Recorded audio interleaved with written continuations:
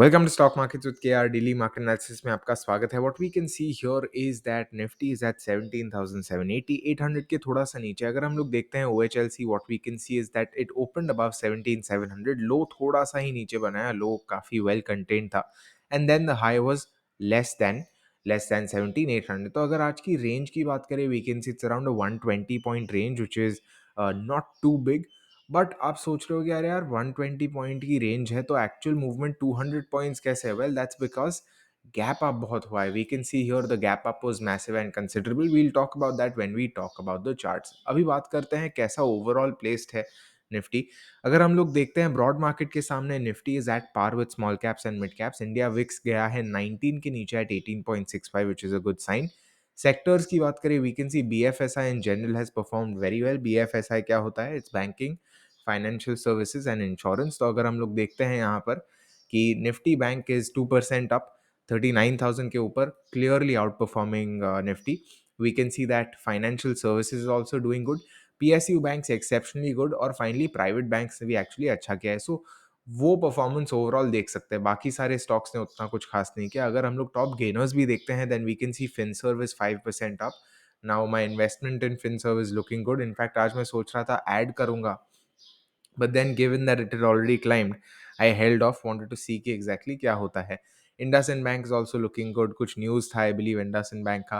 HCL Tech again another stock that I had invested in small quantity but add किया था उसमें। So that's what we're seeing and a few other stocks we can see। insurance भी है यहाँ पर। So overall BFSI in general as a sector was looking good। अगर हम लोग losers की बात करें, not many losers, in fact just two losers जो 1% से ज़्यादा गिरे हैं। So that's a very well contained move again.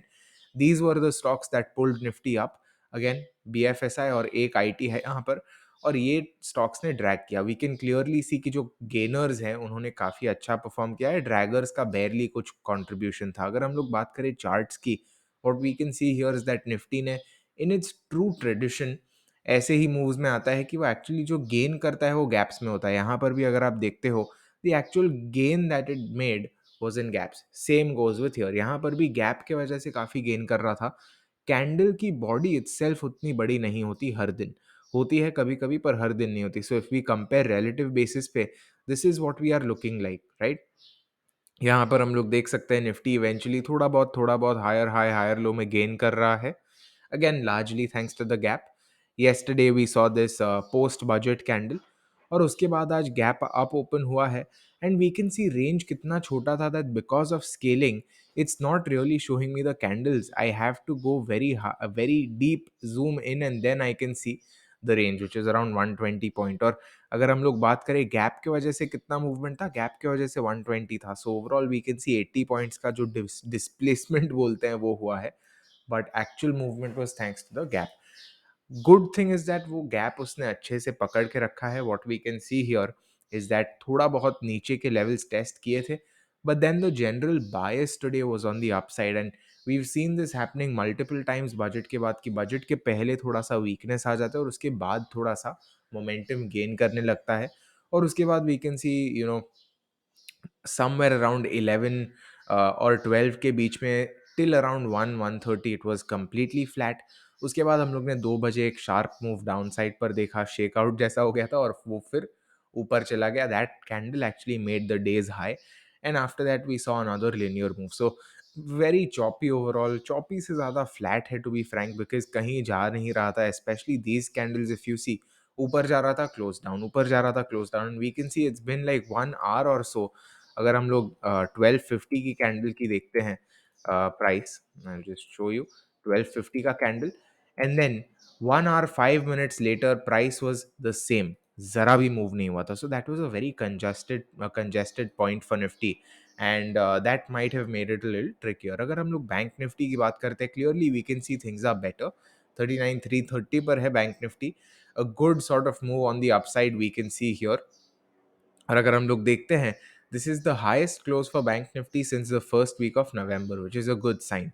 अगर इंट्रा चार्ट की बात करते हैं, इंट्रा में हम लोग देख सकते हैं जो ओवरऑल मूवमेंट्स थे बैंक निफ्टी में ज़्यादा थे। Again this is because BFSI in general was doing good and we can see कि जो ओपनिंग कैंडल का लो था वो कभी बीट नहीं हुआ था, ब्रेक नहीं हुआ था, and after that even when Nifty was consolidating very tightly, bank Nifty still appear to be a little more bullish, और यहाँ पर वो सेम शेकआउट कैंडल जैसा आया था, but then the very next candle gained by around 150 points. So वो हम देख सकते हैं, this is how the two major indices were stacked up against each other after the budget right before the expiry.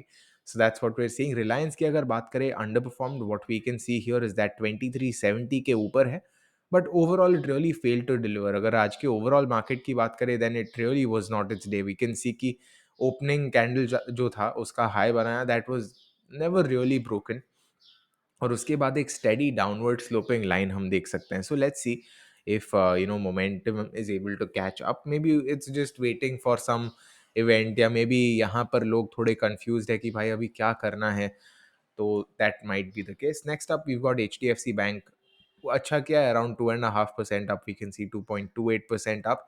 1530 एक level है important वाला, जहाँ पर हम लोग ने देखा है कि बहुत सारे रेजिस्टेंस आते हैं, सपोर्ट आते हैं, और वहीं पर वो आके क्लोज हुआ है. So let's see how it actually progresses throughout the day.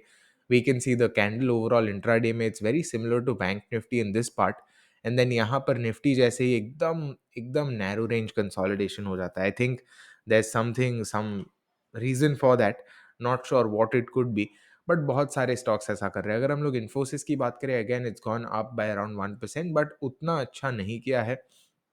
Now when price is moving like this, what we can do is just understand कि exactly कहाँ पर उसको प्रॉब्लम आ रही है. So what we can see इसकी 1780 का जो लेवल है, that might be a good support for it, because we can see it's at a fib support of sorts. और अगर ऊपर जाता है, then this level right here 50% level, और हमारा जो fib extension है 1810 के आसपास का, that might be at an important level too. So this is what we are talking about for Infosys. Next up we talk about HDFC. HDFC में हम लोग देख सकते हैं RSI 50 के आसपास आने की कोशिश कर रहा है, which means the sort of downward bias that we saw might just be changing. Again देखते हैं कैसा होता है. I believe profit is up around 11%, so news based impact हो सकता है इसका. And yeah, this is what we are seeing on HDFC. Let's see क्या ये finally जो earnings निकल गए हैं HDFC के, if they are able to actually propel the price in some direction, ऊपर नीचे कहीं भी, but at least it moves somewhere, because we've been seeing it sideways with a downward bias for quite some time. अगर हम लोग बात करें ICICI bank की, we can see it's actually not a very good day. BFSI stocks overall काफी अच्छा कर रहे थे. ICICI has actually closed on a spinning top, which is not a very good sign. RSI 60 के ऊपर है, all of that is good. We can see a higher high higher low, but it really does not inspire confidence. हम लोग देख सकते हैं कि आज का हाई है, that is right around this fib extension level. So again वो पूरा जो जोन है, this is honestly seller controlled as of now. The higher levels, I'm not saying the market is seller controlled, I'm saying the higher levels पे जो sellers है उसका बहुत जोर का grip है, and as a result I feel there has to be some very strong trigger or some reason जिससे वो actually propel कर सके और वहां पर sustain करे. कोटक बैंक देख सकते हैं, is looking good, 3% up. Maybe you are might make a video on this perhaps.